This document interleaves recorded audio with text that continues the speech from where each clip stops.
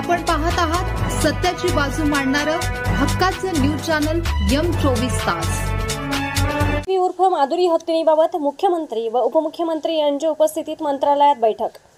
कोल्हापूर जिल्ह्यातील नांदणी जनसेना मठाची माधुरी उर्फ महादेवी हत्ती परत करा या मागणीसाठी सुरू असलेल्या लढ्यामध्ये जनतेच्या तीव्र जनभावना लक्षात आल्या आहेत। यामुळे राज्य सरकारच्या वतीने सर्वोच्च न्यायालयात पुनरावलोकन याचिका दाखल करणार असल्याचे मुख्यमंत्री देवेंद्र फडणवीस यांनी सांगितले। नांदणी येथून महादेवी हत्ती नेत असताना जमावाकडून दगडफेक झाली। या प्रकरणी पोलिसांनी धरपकड चालवली आहे।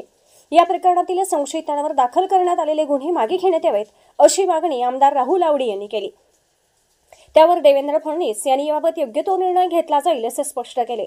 नांदणी मठातील महादेवी उर्फ माधुरी हत्ती संदर्भात निर्णय घेण्यासंदर्भात मुख्यमंत्री देवेंद्र फडणवीस यांनी आज मुंबई येथे तातडीची बैठक बोलावली होती। यावेळी मुख्यमंत्री देवेंद्र फडणवीस यांनी ही भूमिका मांडली।